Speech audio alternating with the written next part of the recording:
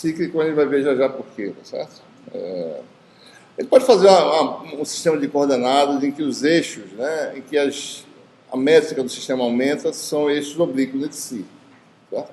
Isso causaria complicações na álgebra que a gente precisaria desenvolver. Certo?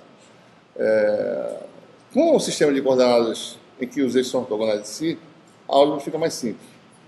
Né? Então, uma base cíclica ortonormal, ela é define-se 3 direções no espaço dimensional, digamos, direções 1, 2 e 3. Né? A grandeza 1, ou seja, digamos que seja comprimento. No nosso caso, sempre nossos sistemas de coordenadas são sistemas do espaço geométrico, certo? Então, a direção 1, a direção 2 e a direção 3 estão aí definidas, né? Isso aqui pode ser x, y, z, né? Comprimento em metros, certo? Nas 3 direções.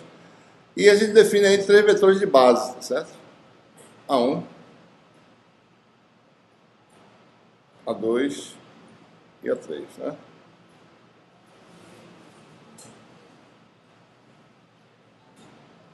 E aí a gente começa a perceber por que está definindo esses produtos, esses elementos dessa álgebra vetorial, né? Então tem 3 vetores ortogonais, né? Então daí vem essa palavra orto, né? Ortogonais. E eles são normalizados, são todos unitários. Por isso vem essa palavra normal aqui. Né? E a pergunta é, por que cíclica, né? Tá? Então, a base cíclica ortonormal é definida da seguinte forma. É um conjunto de 3 vetores, tal que a I, né, escalar a J,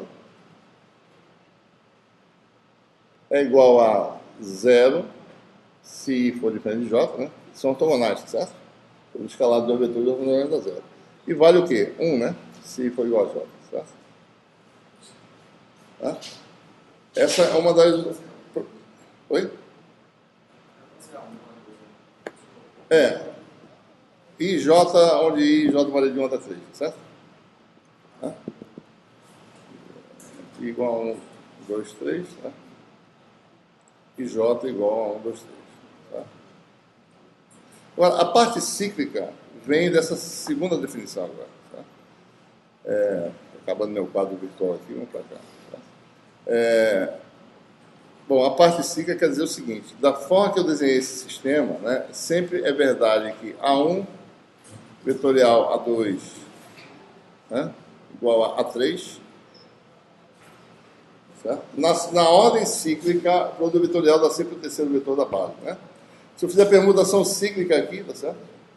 Então eu tenho A2 vetorial A3, né, dá A1. Tá? E A3 vetorial 1 dá 2, certo?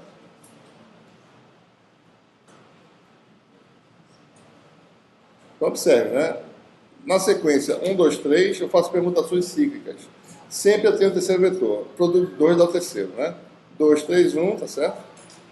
3, 1, 2. Se eu violar essa sequência cíclica, né? Então eu mudo o sinal.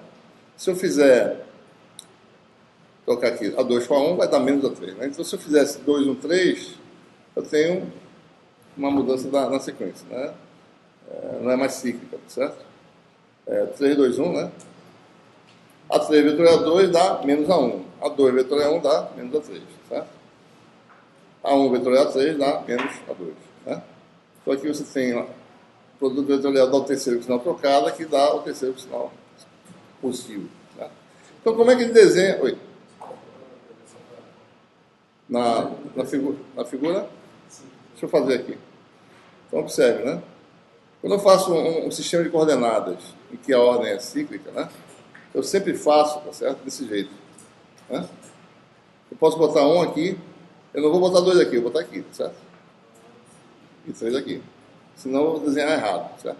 Se eu quiser botar 3 aqui, né? Eu tenho que fazer assim. 1, 3, né? E 2, certo? 1, 3 e 2. Né? 3 com 1 dá 2, certo? 1 com 2 dá 3, né? 2 com 3 dá 1. Tá? Então, geralmente, ele desenha assim o sistema de coordenadas, gente. X, Y, Z, né? Você vai ter isso. Ou você bota 1, 2 e 3, tá certo? Ou 1, 2, 3, assim que desenha, certo? Então, nunca esqueça disso para não desenhar seus sistemas errados e toda a sua álgebra dá errado por causa disso.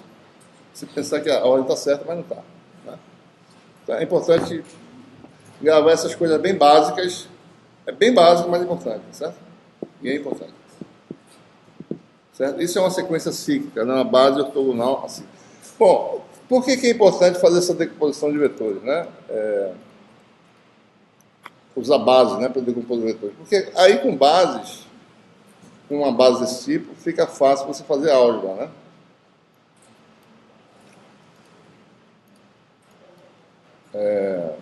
Então, suponha que você tem um vetor no espaço dimensional e defina 3 direções no espaço e os 3 vetores unitários correspondentes, certo?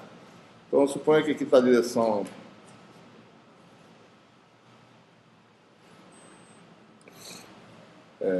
ainda vou continuar com esses números, depois a gente vai usar letras, certo? E você tem aí um vetor, né? Um vetor A, no espaço dimensional. Eu peguei a origem dela e botei na origem do sistema. Isso não quer dizer que seja sempre assim, certo? Esse vetor pode estar agindo lá não sei aonde, né? Ele não tem origem, certo? A ação pode ocorrer em algum lugar, né? E o efeito da ação é a trajetória de uma partícula sobre a ação desse vetor. Tá? Então a gente bota assim só para mostrar geometricamente como é que se faz a decomposição. Então, a decomposição desse vetor no sistema, tá certo? São 3 componentes. Você projeta, tá certo? Uma combinação linear simples, né, nas 3 direções. Né? Então, essa aqui é uma projeção, tá certo? Na direção 1, você tem um ângulo associado ao alfa 1, digamos. Né? Tem uma projeção na direção 2, tem um ângulo alfa 2 associado a essa projeção. Né?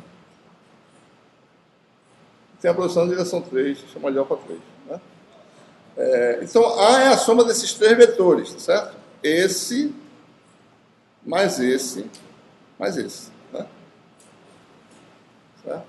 Então, A tem 3 projeções. Uma eu vou chamar de A1, a outra de A2 e a terceira de A3. Tá? Então, A pode ser escrito assim, a soma de 3 vetores em 3 direções. Tá?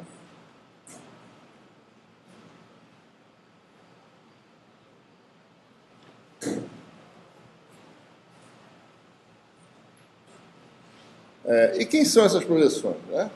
É agora que a gente vai começar a usar nossa álgebra vetorial. Ora, se eu fizer a produção escalar desse vetor com um dos vetores de base, certo?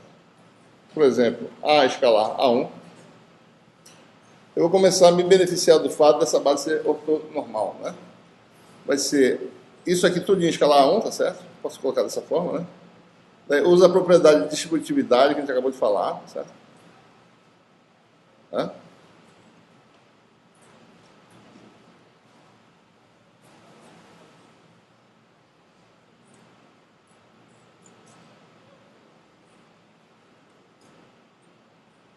É isso? A gente fez a distribuição, né, que a gente falou agora há pouco. Isso aqui dá 1, né? Isso aqui dá 0. Isso aqui dá 0. Então, o fato da base ser ortogonal me dá uma solução simples para a projeção A1. A projeção A1 é o quê? Produto escalar de A com o vetor de base A1. Certo? Essa é a solução direta. Eu conheço A, tá certo? Eu conheci o tamanho, né? Conhecer o ângulo relativamente às 3 direções do espaço. Então, eu conheci ele completamente. Esse produto escalar é conhecido, da projeção A1. Se essa minha base fosse oblíqua, isso aqui era diferente de 0. Isso aqui também. Eu tinha uma equação acoplando A1, A2 e A3, as 3 projeções. Certo?